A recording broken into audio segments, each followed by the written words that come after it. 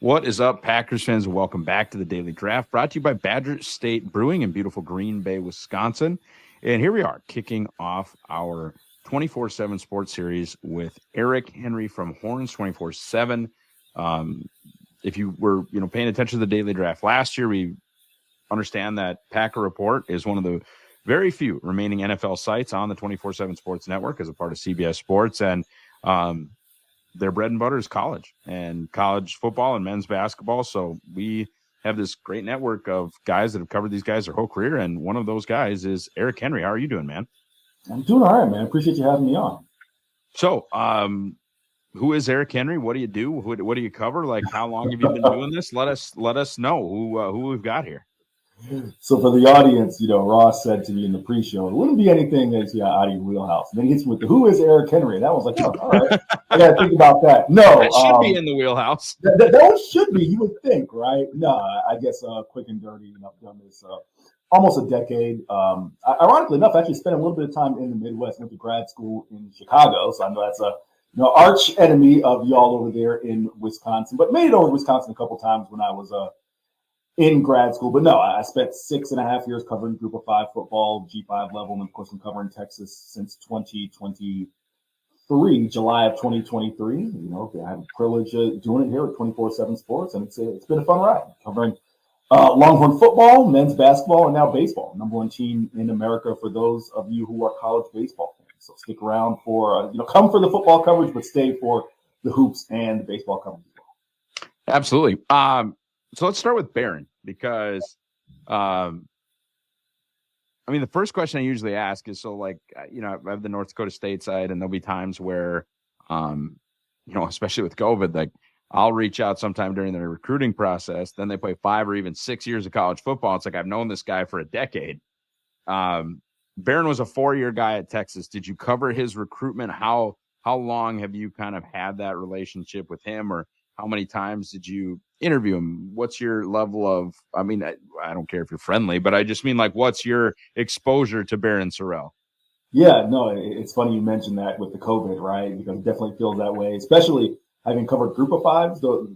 Players, I'm like, I saw you at Middle Tennessee 6 years ago, and now you're all of a sudden at, insert Power 5. But no, as I mentioned, I got on the Texas beat in July of 2023. So I don't have any players from this roster whose recruitment I've covered all the way through. But Barryn is someone I've had a lot of exposure to, because really over the past 2 years, Barron's been a starter, a 3-year starter at Texas, and got his feet wet as a freshman. Always been someone part of that first full Steve Sarkisian recruiting class that he has developed, recruited, groomed, and developed all the way through to where he is now. So we talked with Barryn a lot. And even last year as a junior, 2 seasons ago as a junior, he was one of the, better spokespeople for the team. Someone who's going to toe the company line, say some of the things that, they want to get out there, while also giving the media, I guess, enough, right? You know how it works in college football. You want to make sure you have guys. Not everyone is familiar with doing media day in, day out like they will in the NFL, right? So you make sure you have some people who are comfortable with.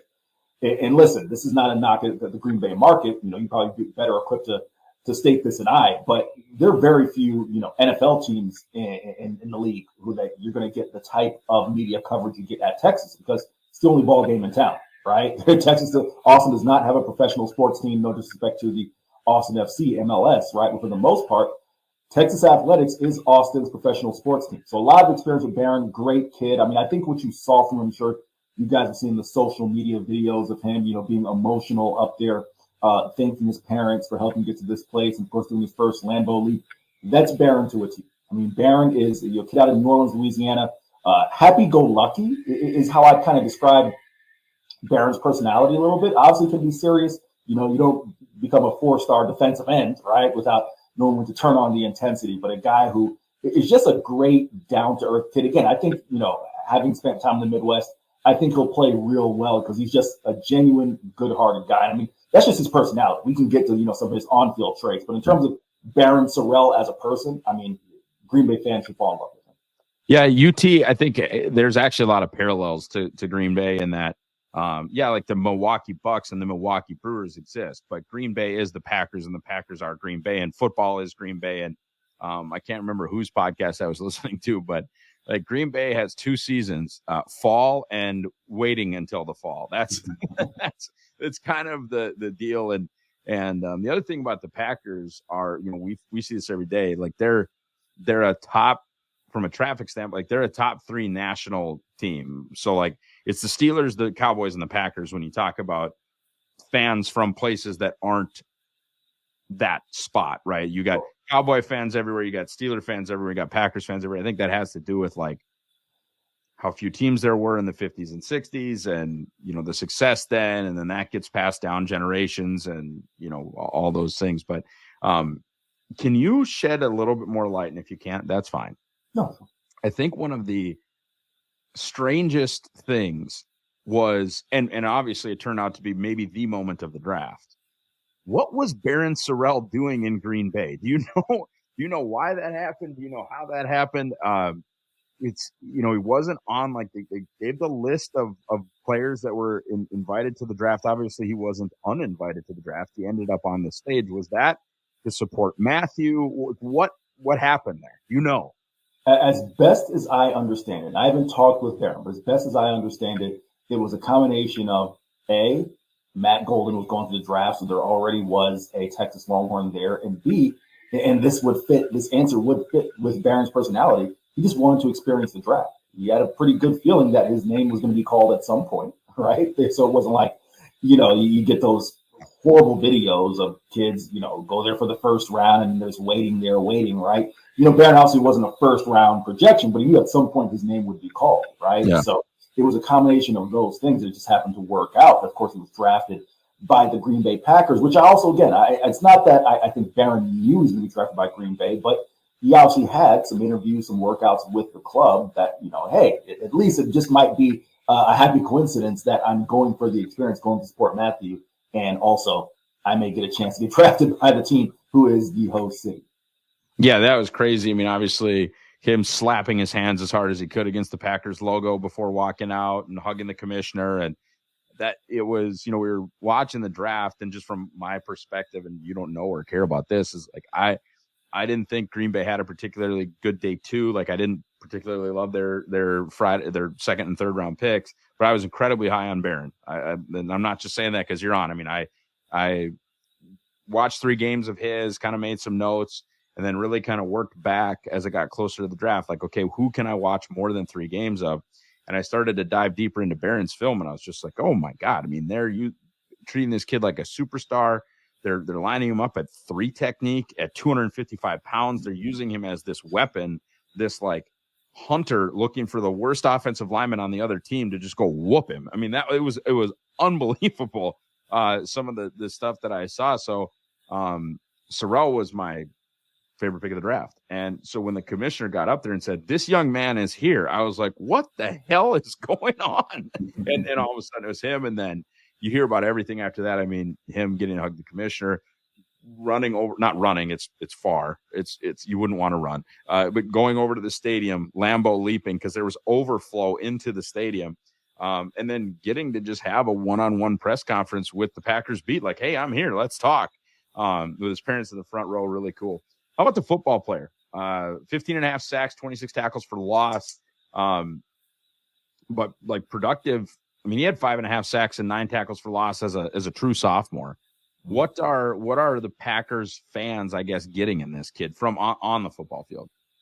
The thing I would say, and Barron's kind of a case where I would say don't read too much into the counting stats, right? Because I know you're thinking, all right, here you got an edge player. He's only had, 5.5 sacks, and I believe it's Barron's career high that year as a true sophomore, only 15 and change over, being a 3-year starter. But the thing with Texas's defense is, honest to God, it's not really designed for someone to break out and have the type of double-digit sack numbers. Now, you have, these are names that maybe you want to store away, because I know you watch some film, you store away for future drafts. When you have an Anthony Hill Jr. at linebacker or a Colin Simmons at edge, right, you may have some guys who can kind of get up there, and both those guys led the team in sacks with 8.5 and 8 respectively. But with Barryn, that wasn't necessarily his role, right? Barryn was a guy who I think, first and foremost, you can play him either in a 4-3 as that edge or in a 3-4 as a stand-up linebacker, right? Someone who has a lot of experiences. Barryn is a guy who I think is very comfortable standing up and doing some different things. As you pointed out, right? Can line him up across the defensive line, but also at times, especially earlier in his career, as Texas's linebacker play has gotten a little bit better. They don't necessarily do this as much, but stand him up on the edge, right? Kind of be that in a 3-4 type of scheme, him kind of be, a stand-up edge rusher in that sense. But you're getting someone who I think is an excellent run defender. I don't think he gets nearly enough credit. And one of the things that I like to, whether it's him or Ethan Burke on this defensive line, again, guys who aren't necessarily, kind of schemed up for them to go pass rush, right? The majority of the pass rushing, as I said, is Simmons. But with Barryn, one of the things I always watch with him, always in the right place at the right time, always around the ball. And I'm not talking about the guy who's around the ball who, the two guys have already made the tackle, right? And that guy just suddenly pile on, yeah. Right? It's like, I'm not talking about that guy. Does all the fundamental things right from the setting the edge. You got to remember, right? If you take a look at Texas's defensive line over the past 3 years, really, they've had 6 defensive tackles be drafted, right? I can run down the list. They had this year, Alfred Collins, Vernon Broughton. Last year, Byron Murphy, a first-round pick. Devondre Sweat was an Outland Award winner, went in the 4th round. And then 2 years before that, Moro Ojimo and Keandre Coburn. I'm only saying that as to say, it's not like his role was to go there and be this huge run stuffer, and who sets the edge in that way. It's do your job fundamentally, kick some of those things back inside to a lot of your beef in defensive tackle, or also Mike linebacker, Jalen Ford with the New Orleans Saints, and now Anthony Hill Jr. So in terms of his game, don't let the counting stats fool you. Get the opportunity like Ross did. Go watch some of Barron's tape, and you'll see someone who is high motor, always in the right place at the right time, sets the edge. And I think in terms of the counting stats, his ceiling is much higher in the NFL because there'll be more asked of him as opposed to what was asked of him in Texas. Yeah, and they ended up taking, we talked, or we'll have an episode with the Oklahoma State beat guy, and they ended up taking Sorrell and Colin Oliver back-to-back, which is really interesting because Green Bay has really prioritized these like 6'5", 265-pound edge guys that can set a strong edge and can rush the passer, but they're not getting anything done super quickly, right? They're not speed rushers by any stretch. They've now kind of diversified the pass rush, and you definitely can see Sorrell's athleticism on the occasion that he does get to speed rush, which is not all the time. I mean, they used him in a lot of different ways, but there are some quick victories. I mean, there are some quick wins and some quick sacks or some quick TFLs, and I just was really impressed. So I'll kind of leave that, you maybe a story or whatever, but just like this is kind of how we end it, and we won't end it because we got to talk about Matthew. But what are Packers fans getting in Barryn Sorrell? Again, like I said, you're getting one of the most likable, happy-go-lucky guys on Texas's roster. I'm trying to think of a good Barryn story. I mean, Barryn always laughing, always joking. One of the more jovial guys. I think this story comes to mind. Last year, 2 seasons ago in 2023, Malik Murphy, Texas' reserve quarterback, was kind of in charge of the music in the locker room, right? And Barryn, used to always joke around and be like, "Yo, how this redshirt freshman end up with get controls of the aux when you got all these seniors on the roster?" And Barryn just, went off jokingly for about 5 minutes because Malik Murphy, if you know, former 5-star recruit, plays with Oregon State now, through and through a Los Angeles kid, right? So Barryn was like, "Man, one day I have to go up to Malik and be like, yo, can we stop listening to these random West Coast California rappers? Like, we have no idea who these people are. Barryn, a kid from Louisiana. Can we get, some Wayne, some, NBA young boy, some of that?" So just that, it was finding just a funny story of kind of shedding some insight into Barryn's personality. But again, listen, if you cover sports, you cover college football, you cover, things for a long time, you understand that there's some kids who, if they end up in trouble down the road, it doesn't surprise you. And sometimes it does. But listen, Barryn Sorrell, I would be stunned if you weren't getting anything other than a model citizen there in Green Bay, because that's always who he's been, whether it's on or off the field, just a great guy. Hard to get into an incredible amount of trouble in Green Bay, Wisconsin, which honestly, and Matt LaFleur just did Bussin' with the Boys with Taylor Lewan and Will Compton, and he said that. He's like, "I love that, man. I wouldn't want to be a head coach anywhere else. Like, these guys focus on ball, and that's it." And I think they added 2 guys, and we're going to get to Matthew Golden now, that they're more than happy to just focus on ball. Matthew Golden, you mentioned you've been on the Texas beat for 2 years, but only 1 year with Matthew. Transfers in, and oddly enough, played in 2 different conferences with Houston. Played in the American Athletic Conference in 2022, and then in the Big 12 in 2023, and hit the portal. Don't know if that was a financial decision. Don't really care, but ends up with Texas. Secondarily, I would say, certainly from a financial standpoint, to Isaiah Bond. That was the big get. Can you kind of talk about that? Because Green Bay, it's interesting. The Packers are historically kind of panned by their fans for obsessing about athletic traits. Like when they draft guys, it's like, oh, they don't draft football players, they draft athletes. Well, a lot of times the best football players are the best athletes, but whatever. I'm not. This is not a conversation for you and me to have. Matthew has 58 catches, 987 yards, 9 touchdowns. The Packers have obsessed about athletic tendencies, but specific to the wide receiver position, they love production. You go back, Jordy Nelson was incredibly productive at Kansas State. Greg Jennings owns like every record at Western Michigan. James Jones owns like every record, or owned at the time like every record at San Jose State, until Nick Nash just played 7 years of college football and beat all his records. They love productivity. Matthew's productivity was late. Was that an Isaiah Bond thing? Was that? Can you sort of explain that to people that haven't dove into like the evolution of Texas's offense through the year? Yeah, so let me actually, this is going to be a bit of a long-winded answer. So I'll give you some of the background on Matt Golden, okay? We got 15 minutes left. That's a maximum.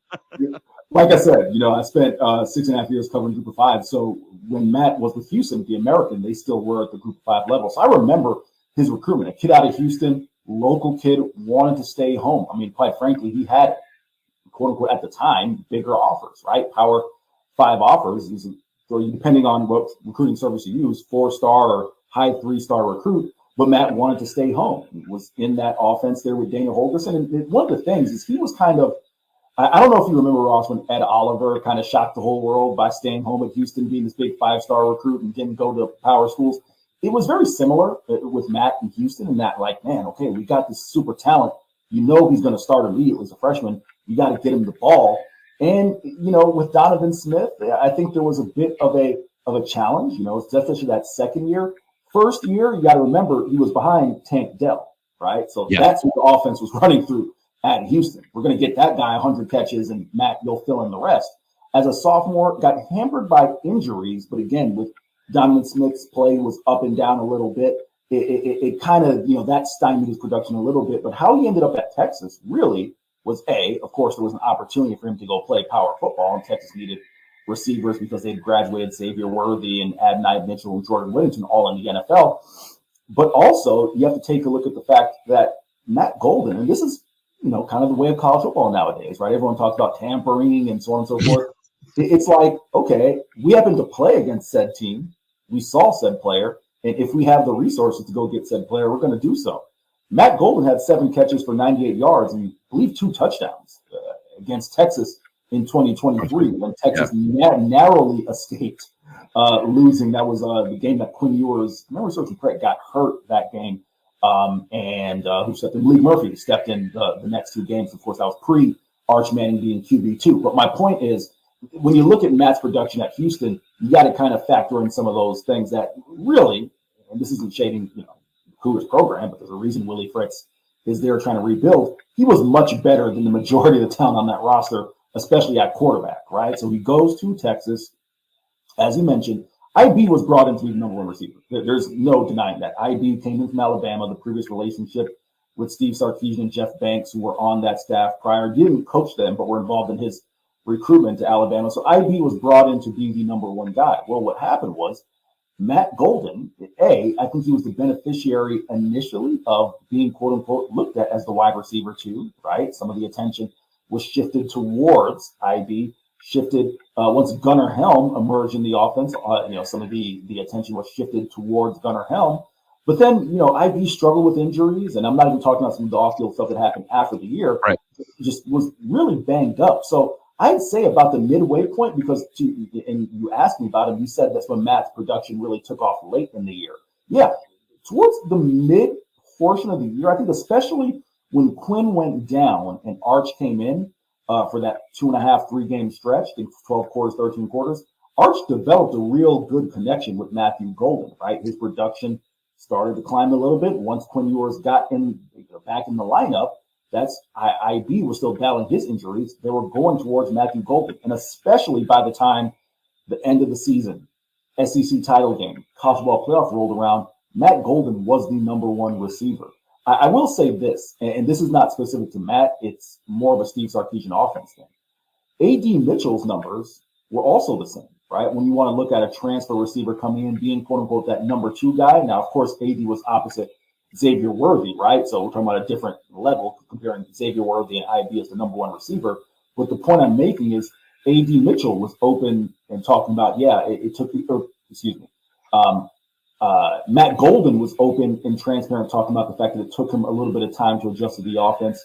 That's something that Steve Sarkisian noted about A.D. Mitchell in his year, saying that, it took A.D. a little bit of time to get adjusted to the way we do things here, both from a program perspective and scheme perspective.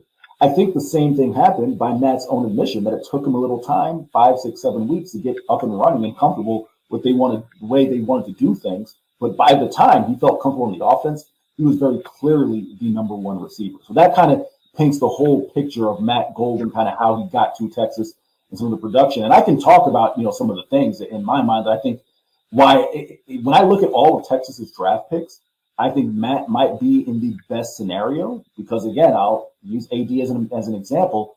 His quarterback, he's just looking for a guy who can put the ball anywhere in his radius, which Anthony Richardson has been struggling to do. Yeah.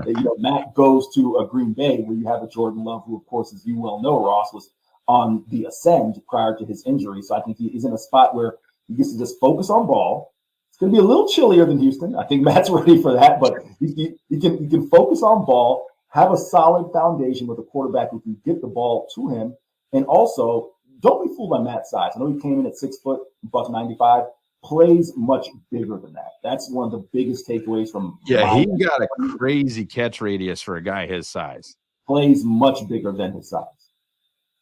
I don't want to get you in hot water here, but I will say one of the common themes from Packers podcasts of guys that I would call ball knowers or just like guys that have watched the film, a lot of Quinn Ewers slander going around as far as underthrown balls or sometimes missed when he's open or even yards after that. That's what I notice is there's some really good situations for yards after the catch that were sort of destroyed by not great throws. Either I got to go get it or it's behind me and I got to slow down, where if I catch it in stride, I can do.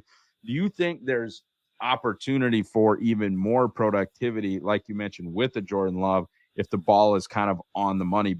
And are you willing to sort of accept some of this criticism of viewers? No, listen, you're not going to give me any hot water there, right? It's funny. I've been labeled by some as a Quinn Ewers defender.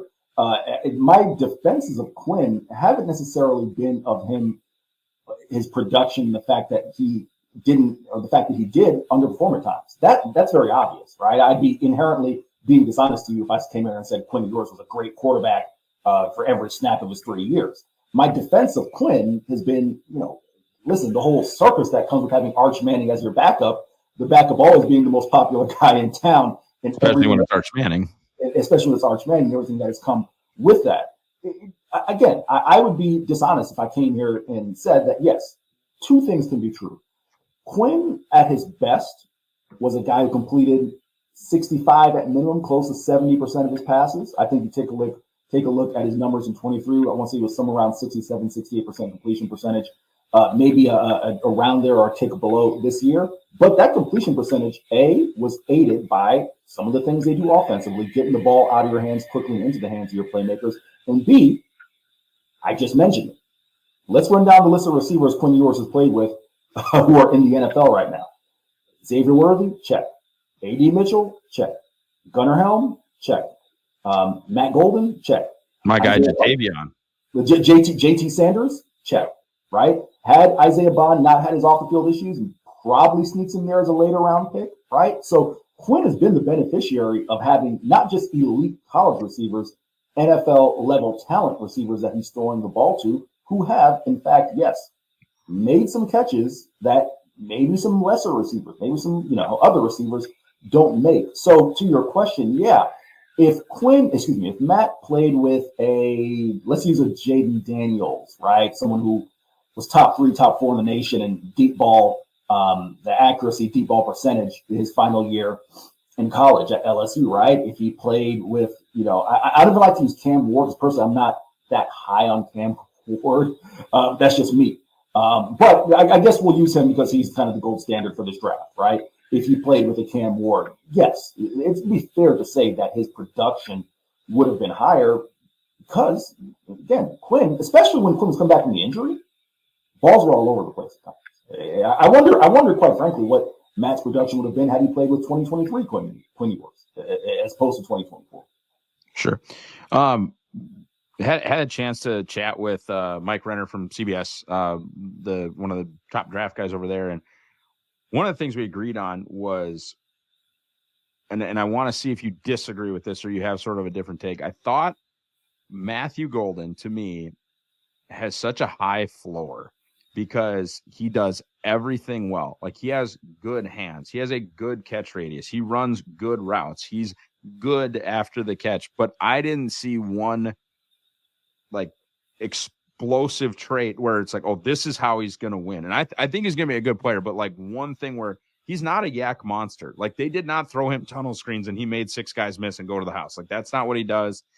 He's not big enough to be a, like, power forward and go get, like, he does some really impressive stuff, but that's not going to be your offense's jump balls to Matthew Golden. Again, I like him. I had a high 2nd round grade on him, which is in this draft. I had 13 1st round grades. So it's just, they pick him where they picked him. I don't, whatever. Would you push back on that at all? Like, did you see and one of the biggest, not criticisms, but one of the biggest comments, if you read these scouting reports, unbiased scouting reports, doesn't play like a 4.29 guy. That you read that everywhere, and that's got nothing, like I said, unbiased, whatever.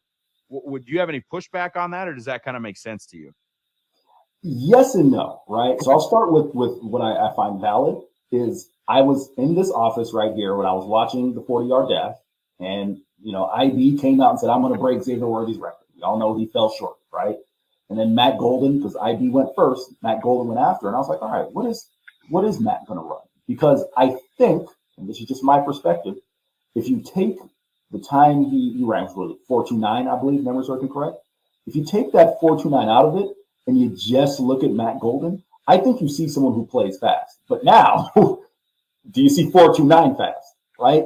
And I guess to your point, the question would be, does he play fast in a way that it is actually a significant advantage, a significant trait, a thing that is dominant about him that you say, that is a speed demon, we can use that speed here? Or does he just play fast? That's okay, he's fast, but in the NFL, everybody's fast, right? He looked like on film, he looked like a 4.4 flat guy to me, like a 4.40, 4.39, something in that realm. That's where I was getting at when I was sitting right here in this room and I saw 4.29. I said, whoa, because I didn't quite expect that, right? So I do think there probably is something there in terms of at least harnessing that. Because listen, we all know, and I'm just a lowly, Division II, ex-Division II football player, right? So I was nowhere near the type of athlete. So I want to tread lightly when I say this. Sure. You can train for the 40, all right? Like, you can train to shave a couple. There have been noted guys who've done well in the 40 who've said, yeah, I ran 40s up through high school and even early in college. I never ran what I ran at the combine because I never sat down and trained to run a 40, to run like a track star, right? Made themselves some money. You can do that, and that will enhance your time. The question is, can Matt Golden harness that and translate that over to the field? So I do find that to be valid. However, I don't know. I guess I'm higher on Matt because he just reminds me a lot of AD in the sense that, listen, I love X. I was always 50-50 on Xavier Worthy as a pro prospect, right? Because I feel so much of X's game is predicated on speed. Not that he isn't a sufficient route runner, but he's not, he's not Stephon Diggs or anyone like that. I looked at A.D. Mitchell in 2023, and I looked at Matt Golden last year, that in terms of being that receiver who you can depend on to be in the right spot at the right time, do the things in Steve Sarkisian's offense. One of the kind of cliches they like to use is, we don't run. I think Quinn used it in his interview with John Gruden, right? Like, we don't run plays up on a board. We expect you to be a human being, right? And if a defense is doing this, adjust accordingly. You need to come across the safety space versus go over the top, do those things. Those are the things that I find A.D. Mitchell did really well. And I think that Matt Golden does it really well too. And here's the other thing that stands out to me. And again, maybe I'm biased. I'll put it out there. Especially when there's a quarterback change, right? Like AD more so with Malik, because Malik's game is so raw. Like Archie's a little more polished as a passer. But two different types of passes, two different types of players, right? And I look at the receivers who can have success with multiple quarterbacks, because in the NFL, ideally, your quarterback's starting 17 games. But we all know, quarterback go down, right? I don't want a receiver who's dependent upon, and of course, there's a natural symbiotic relationship between chemistry and yep.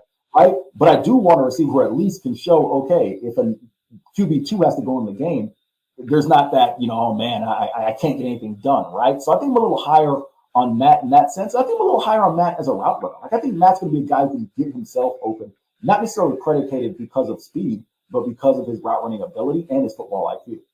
I thought he was amazing at throttling. That was my favorite part. He would hit you with like 75% effort, yes, and then pop 100, yeah. And then there's separation because you weren't ready for that.